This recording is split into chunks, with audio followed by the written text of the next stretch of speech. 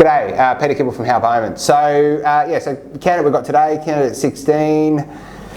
All right, so CPA 2018, uni 2011, 4 years at a one partner firm, easy tax, commercial business. Okay, so so this person, interesting background. My main questions for this person will be what happened. So why, I'm assuming most of this commercial stuff was, that's quite strange. So they finished uni and then gone to commerce and then gone into professional services. Like, you don't really see that often. My questions for this person will mainly be like, what do you actually want to do? Like, do you want to work in commerce? Do you want to work in an accounting firm? I do think if they want to work, if they're CPA qualified, qualifications aren't really that important. Like if it's CA or CPA,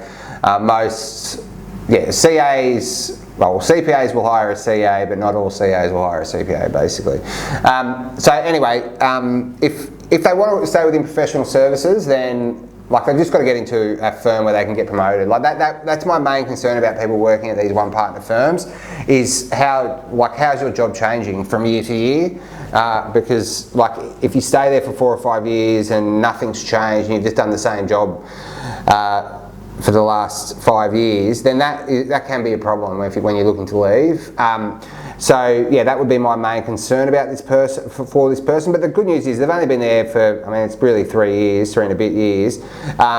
So it's not the end of the world. So I would recommend them trying to get a job in a mid, probably a 2 to 5 partner accounting firm where there is an option to, not an option, but where you can see the next 2 or 3 jobs for you in that business. Because if you do that, then you move to that business, you get promoted a couple of times, then all of a sudden you're a supervisor, and options open up significantly when you get to that sort of level.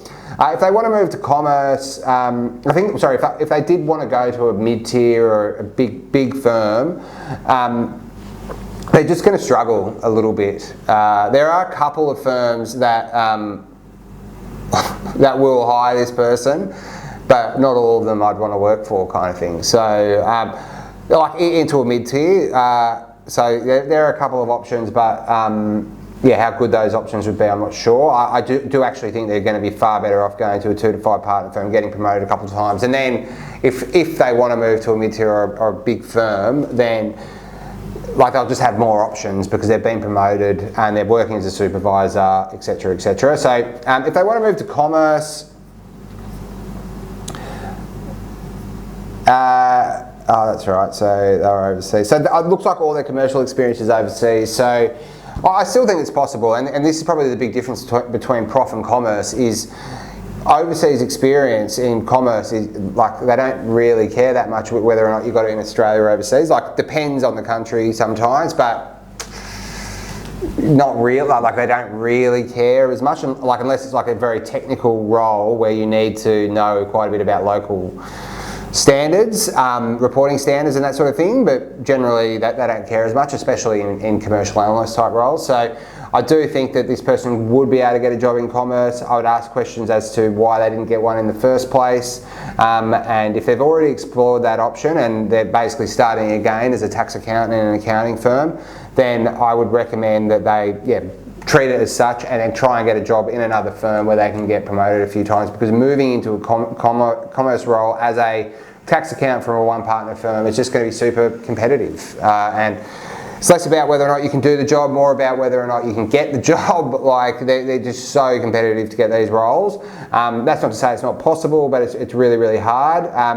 Very, very challenging. But obviously everyone's situation is different, and the advice that we provide really does depend heavily on what the person wants, and so and what they're trying to achieve over the next sort of 3 to 5 years. So if you do have any questions specific to your own career, feel free to get in contact. We're always happy to speak with people, and thanks for watching.